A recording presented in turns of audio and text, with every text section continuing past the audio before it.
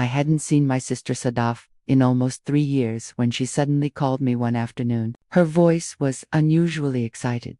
"Baf, you have to come visit. I bought a new mansion. It's huge. You're going to love it." Sadaf had always been the ambitious one, smart, sharp, confident. She built her success brick by brick, and now she was living a life many could only dream of. I was happy for her, truly, but deep down, I was more eager to see one person, our mother. I reached the mansion around noon. The gate opened automatically, revealing a long driveway lined with trimmed hedges and glowing garden lamps, even in daylight. The door opened before I could knock. The moment I stepped inside, I felt dwarfed by the sheer scale of the place: gleaming marble floors, enormous chandeliers, gold-trimmed walls, and expensive art everywhere. Sadaf came rushing down the stairs to hug me. "Finally, you took forever," she laughed. "This place is incredible," I said, genuinely amazed. She grinned with pride. "Just wait, the tour hasn't even started." But the whole time, only one question lingered in my mind. "Where's Mom? Is she okay? I want to see her." Sadaf paused just for a second, but enough for me to notice. "She's resting," she said lightly. "You'll meet her later. First come, let me show you the house." She talked nonstop while showing me around her indoor pool, the rooftop lounge, the massive kitchen equipped like a five-star hotel, the home theater with leather. Everything was grand, luxurious, impressive, but something felt missing. Something warm, something alive, the kind of presence a mother brings to a home. After nearly 3 hours of the house tour, tea, and small talk, I asked again, this time more directly. Sadaf, "Where exactly is Mom?" She froze for a moment, then forced a smile. "She's downstairs." "Downstairs where?" "In the basement." My heart skipped. "Why is Mom in the basement?" "It's not like that," she said quickly. "It's comfortable there. She prefers it. She says it's peaceful." But her eyes didn't match her words. I didn't wait for further explanation. I walked straight to the basement door. The moment I stepped down, the temperature dropped. The lights were dim. The air had that faint smell of dampness. This was nothing like the rest of Sadaf's mansion. At the bottom of the stairs, I saw several cameras installed along the wall. Why would anyone need cameras inside a basement? I pushed open the half-closed door at the end of the hallway. My world stopped there. On a small, thin mattress, my mother was curled up, sleeping. No heater, no window, no proper bed. Just a small table with half-finished soup and a jug of water. My throat tightened. I walked slowly toward her and touched her hand. Her eyes fluttered open. She looked at me for a long moment, then her face softened.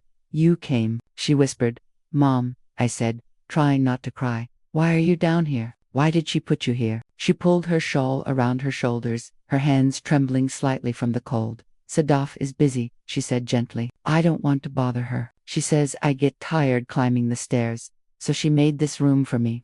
I looked around at the cold concrete walls, the weak light bulb, the flimsy bedding. "This isn't a room," I said. "It's a storage corner." She tried to smile. "Don't worry, beta. I'm fine." "No, you're not fine."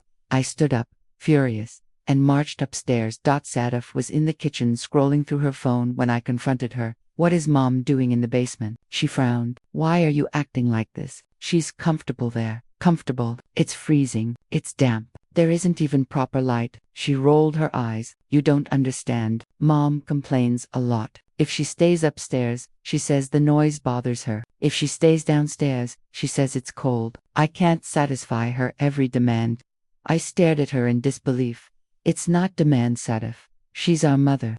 She's old," she snapped, losing patience. "She doesn't get how difficult it is to handle everything. I take care of the whole mansion alone. I have meetings, calls, work." "Sadaf," I cut her off. "Mom raised us both single-handedly. You think she didn't have difficulties? You think she wasn't tired? She never put us in a cold basement." She clenched her jaw, annoyed. "You're judging me after being gone for years." I didn't respond. I knew arguing would change nothing, so I made the decision she didn't expect.